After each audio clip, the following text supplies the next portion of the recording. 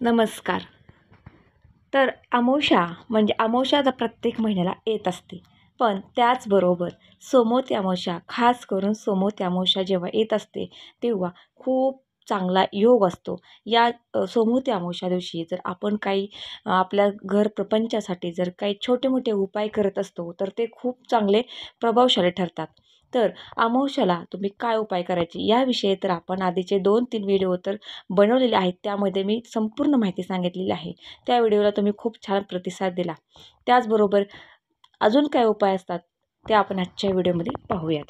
तर बघा, सोमवती अमावस्या म्हणजे सोमवारी अमावस्या येत असते आणि हाही सोमवार म्हणजे भगवान शंकराचा आणि पार्वतीचा प्रिय असा दिवस असतो. या दिवशी भगवान शंकर आणि पार्वतीची जर तुम्ही आराधना केली, पूजा केली, तर ते नक्की तुमच्यावरती खुश होतात, त्यांची तुमच्यावरती कृपा राहते. पण त्याचबरोबर तुम्ही काही अजून आपल्या घरामध्ये अगदी छोटे-छोटे आणि साधे उपाय जर केले, तरीसुद्धा खूप चांगले फरक पडतो. तर बघा, आपल्या घरामध्ये कोणी ना कोणी सतत आजारी असतं बघा, लहान मूल म्हणा किंवा कोणी ना कोणी व्यक्ती सतत त्यांच्या पाठीशी आजारपण लागलेलं असतं आणि आपण दवाखाना वगैरे करतो, इतर गोष्टी करतो, पण काही फरक पडत नाही. नाही का, आपण म्हणतो फिरून फिरून तेच होतंय किंवा सारखं धरसोड होतीये, काही ना काही गोष्टी होत राहतात. त्याचबरोबर लहान मुलं चिडचिड करतात आणि आपला जर काही व्यवसाय असेल, उद्योगधंद्यामध्ये आपली यश येत नसेल किंवा पैसा येत राहतो, पण पैशाला पैसा टिकत नाही किंवा म्हणावा तेवढा पैसा येत नाही, काही ना काही अडचणी असतात, घरामध्ये सतत भांडण असतं.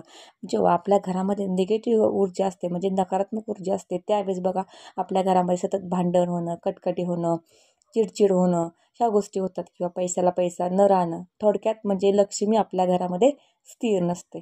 तर या गोष्टी ज्या असतात त्या आपल्या घरामध्ये निगेटिव्हिटी जेव्हा असते तेव्हा या गोष्टी घडतात.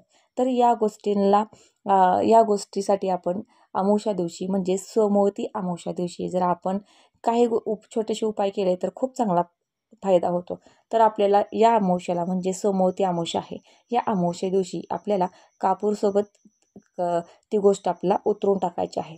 तर ती कोणती, कशी याविषयी सविस्तर माहिती तर आपण पाहणारच आहोत. त्याआधी व्हिडिओ अगदी शेवटपर्यंत पहा, जेणेकरून ती माहिती तुमच्यापर्यंत पोचावी आणि ती माहिती तुम्हाला संपूर्ण समजावी.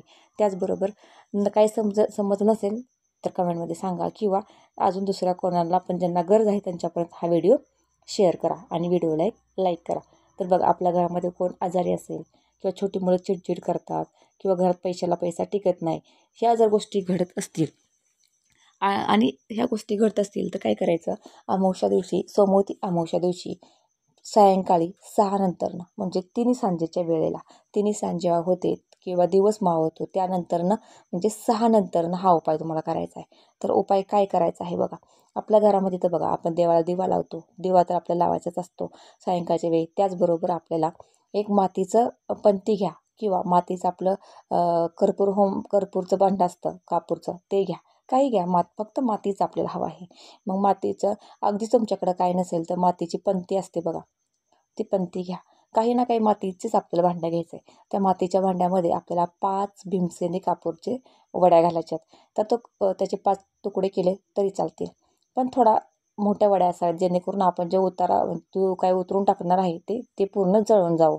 तर 5 वड्या घ्या, 5 वड्या घ्या, भीमसेनी कापूरच्या त्या भांड्यामध्ये ठेवायच्या आणि त्याच्यावरती तुमच्या घरामध्ये कोण व्यक्ती आजारी आहे, सतत राग होते, चिडचिड होते, तर त्या व्यक्तीवरनं तुम्ही ती ती पिवळी मोहरी घ्यायची. पिवळी मोहरी त्या व्यक्तीवरनं उतरायची, 3 वेळा उतरायची, त्या कापरावरती टाकायची आणि पूर्ण मोहरी जाळायची आणि ती मोहरी जाळायची. असं तुम्ही ज्या व्यक्तींना जो त्रास होत आहे किंवा छोटी मुलं आहेत त्यांच्यावरनं ही गोष्ट उतरायची आणि त्या कापूरवरती टाकायची आहे.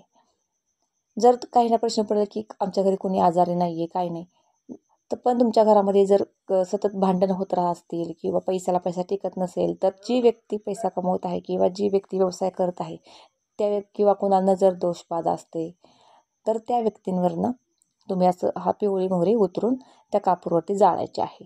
त्याचबरोबर ही कापूरवरती तुम्ही ती जाळायची. त्याचबरोबर ही कापुराचं काय करायचं, तर हा कापूर पूर्ण मोहरी जळेल एवढा कापूर आपल्याला घ्यायचा आहे आणि त्या मोहरी जळल्यावरती त्याचं जे कापूर आणि मोहरी त्याचं काय करायचं, तर ते तुम्ही वाहत्या पाण्यामध्ये सोडून द्यायचं आहे. ते आपल्याला घरामध्ये ठेवायचं नाही, ते आपल्याला उतरून घराच्या बाहेर ठेवायचं आहे. म्हणजे सर्वात अगोदर लक्षात घ्या की आपल्याला ते उतरताना कापूर घराच्या बाहेर ठेवायचं आहे आणि ती उतरून त्याच्यावर टाकायचं आहे. म्हणजे आपल्या वरती किंवा घरामध्ये जी निगेटिव्हिटी आहे ती घराच्या बाहेर जावं. घराच्या बाहेर उतरून तिथेच जाळायची. म्हणजे ते सगळं घराच्या बाहेर आपल्याला काढायचं असतं आणि ते आपल्याला परत पुन्हा घरामध्ये घ्यायचं नाही. ती तुम्ही पाण्यामध्ये सोडून द्यायचा. वाहत्या पाण्यामध्ये सोडून द्या. म्हणजे ती आपल्या मागचे जे दोष आहे, पीडा आहे, नजर दोष आहे, काही असेल निगेटिव्हिटी ते पाण्यावर वाहून जाते. त्याचबरोबर जर कुठे पाणी वाहतं नसेल तर तुम्ही ते निर्मल्यामध्ये टाका. पण ते आपल्याला परत घरामध्ये आणायचं नाही. तर ते पाण्यामध्ये सोडून द्या. शक्यतो पाण्यामध्ये सोडून द्या. तर अशा प्रकारे तुम्ही हा उपाय फक्त आपल्याला समोती अमावस्या दिवशी म्हणजे 30 डिसेंबर 2024 रोजी करायचं आहे. वर्षातील शेवटची अमावस्या आहे आणि ही अमावस्या खास करून सोमवती अमावस्या आहे. त्यामुळे हा उपाय खूप प्रभावशाली ठरणार आहे. त्यामुळे नक्की करा. हा उपाय करताना सायंकाळी 6 नंतर रात्री 12 वाजेपर्यंत तुम्ही करण्याची तुमच्याकडे वेळ आहे.